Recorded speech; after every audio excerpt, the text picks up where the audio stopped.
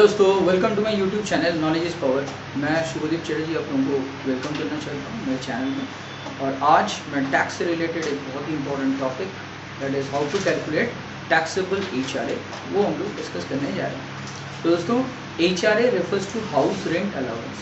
ये कोई भी एम्प्लॉयर जो एम्प्लॉय को इसलिए पे करता है ताकि एम्प्लॉय अपना हाउस का रेंट पे कर सके, ठीक है, उसके लिए वो उसको पे करता है। ईच एंड एवरी मंथ वो उसको पे करके चला जाता है और it is a partially exempt allowance. Taxable जो HRA है, पार्शियली एग्जेम्प्ट अलाउंस का मतलब इसका एक सर्टेन पार्ट एग्जेम्प्ट हो जाएगा, ठीक है, ठीक है, उसको माइनस हम लोग कर देंगे और जो बच जाएगा यानी कि रिसीव्ड अमाउंट में से एग्जेम्प्ट अमाउंट को माइनस करके जो बच जाएगा वो अमाउंट जो है वो टैक्सेबल हो जाएगा in the hands of the employee. अब यहाँ पे आपको ये समझना है कि HRA का टैक्सेबल पार्ट को कैसे निकाला जाए, what are the rules and regulations regarding it, उसके लिए हम लोग पढ़ रहे हैं।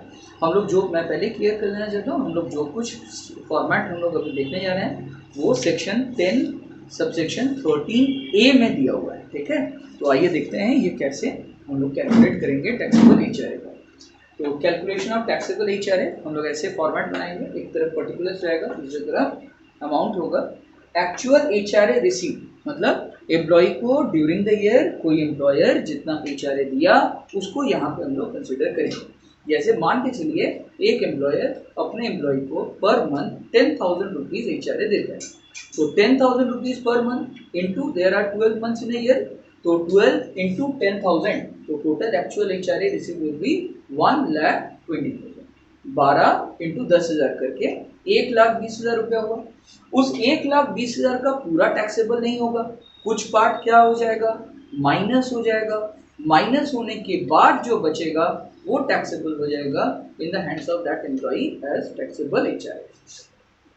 तो कौन कैसे हम लोग कैलकुलेट करेंगे, देखिए पार्शियल एग्जेम्प्ट HRA को, तो exempt part of the HRA को ये देखिए, lowest of the following is exempt from tax, यानी कि हम लोग को जो हम लोग पढ़ने जा रहे हैं इसके बाद पॉइंट वाइज उन पॉइंट्स में से जो सबसे ज्यादा छोटा वाला अमाउंट होगा उसको कंसिडर करेंगे एज द एग्जेम्पशन अमाउंट, उसको हम लोग एक्चुअल HRA से माइनस करेंगे और जो बच जाएगा वो टैक्सेबल HRA हो जाएगा।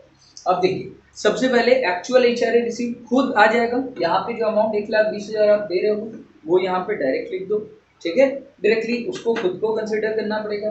फिर सेकंड क्या है, rent paid minus 10% of salary. इसका मतलब एम्प्लॉई एक्चुअली में जो भाड़ा पेमेंट कर रहा है उसको यहाँ पे कंसिडर करेंगे, rent paid minus 10% of salary, यानी कि एम्प्लॉई का टोटल ईयरली सैलरी का 10% भाग हम लोग कंसिडर करेंगे और उसको रेंट पेड से माइनस करेंगे और जो बच जाएगा उसको यहाँ पे कंसिडर किया जाएगा।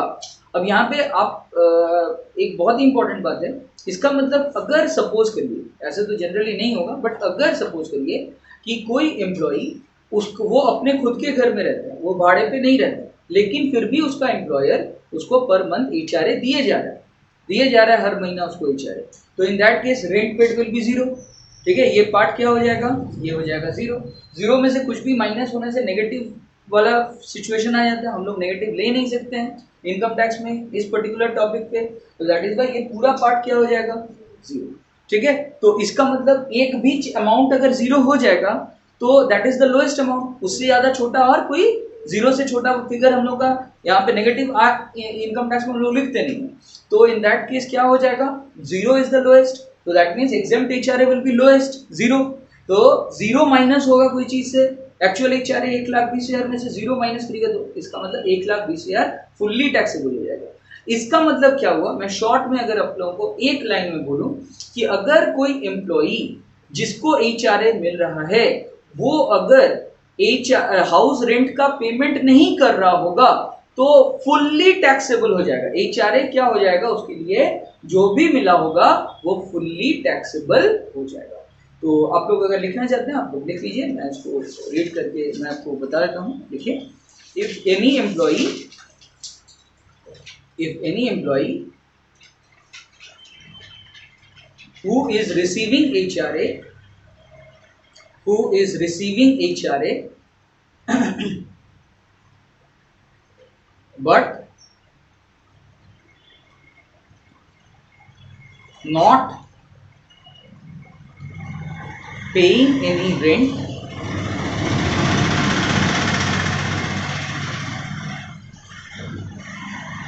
then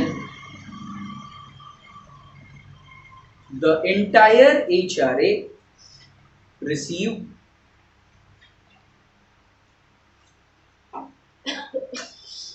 will be fully taxable.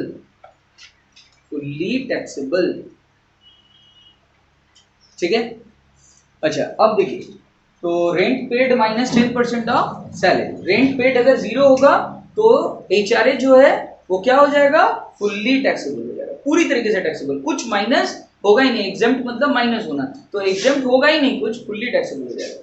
Third point आप देखिए, अगर एम्प्लॉय का घर जिसके लिए वो भाड़ा पेमेंट कर रहा है, खुद का वाला नहीं, जिसके लिए वो भाड़ा पेमेंट कर रहा है, वो अगर किसी मेट्रो शहर में लोकेटेड है, यानी कि दिल्ली, मुंबई, कोलकाता और चेन्नई, ये 4 शहर में से अगर कोई भी शहर में अगर उसका वो भाड़ा पेमेंट कर रहा होगा, उसका घर अगर लोकेटेड होगा, तो इन दैट केस हम लोग को कितना परसेंट कंसिडर करना है, उस एम्प्लॉय का सैलरी का 50% अमाउंट हम लोग कंसिडर करेंगे।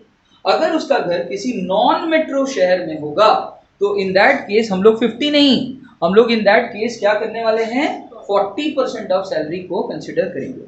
अब इन तीनों अमाउंट में से जो लोएस्ट होगा उसको हम लोग यहाँ पे लिखेंगे, आउटर कॉलम में शो करेंगे, एक्चुअल एचआरए रिसीव्ड में से उसको माइनस करेंगे और बाकी जो बच जाएगा वो क्या हो जाएगा, वो फुल्ली टैक्सेबल हो जाएगा।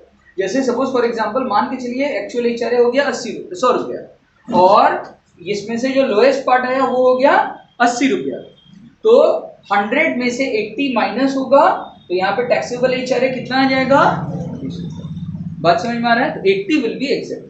तो यहाँ पे हम लोगों को ये याद रखना पड़ेगा कि lowest of the following is always exempt from tax.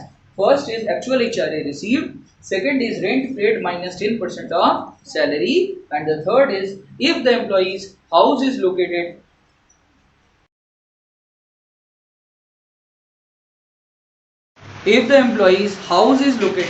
in a non-metro city, then in that case we will be considering 40% of salary, and the lowest of these three amounts, whichever is the lowest, will be deducted from the actual HRA received, and then you will get the taxable amount of HRA. This section also defines what is the meaning of the term salary. Salary यहाँ पे देखिए 2 बार है, एक rent paid minus 10% of salary में आया और दूसरा यहाँ पे आया 50% ऑफ सैलरी या फिर 40% ऑफ सैलरी। तो सैलरी का यहाँ पे क्या मतलब है उसको भी यहाँ पे डिफाइन किया हुआ है। तो आप देखिए यहाँ पे मैंने इसको भी डिफाइन किया हूँ। तो सैलरी हियर मीन्स, सैलरी में क्या क्या चीज आने वाला है देखिए। सबसे पहले बेसिक सैलरी तो लेना ही है आपको। डियरनेस पे ऑलवेज लीजिएगा, बिकॉज ये माना जाता है कि dearness pay always forms part of your retirement benefits, even if it is not specifically mentioned in the question, then also dearness pay always assume करिए it forms part of retirement benefits. Plus dearness allowance, देखिए मैंने bracket में क्या लिखा, to the extent it forms part of retirement benefits. मतलब अगर dearness allowance मान लीजिए 5,000 रुपया का आपको मिल रहा है और क्वेश्चन में बोल रहा है कि सिर्फ और सिर्फ 2,000 rupees forms part of retirement benefits, मतलब रिटायरमेंट के बेनिफिट्स के कैलकुलेशन में सिर्फ 2,000 रुपया कंसिडर होगा, तो यहाँ पे सिर्फ 2,000 रुपया हम लोग लिखेंगे, कंसिडर करेंगे। जो क्वेश्चन में मेंशन किया हो रहेगा स्पेसिफिकली कि it forms part of retirement benefit, बस उसी पार्ट को कंसिडर करेंगे। अगर क्वेश्चन में कुछ भी नहीं मेंशन किया है तो यहाँ पे आपका सिचुएशन है, आप अजम्पशन ले सकते हो कि it forms part of retirement benefits, तो आप लेना।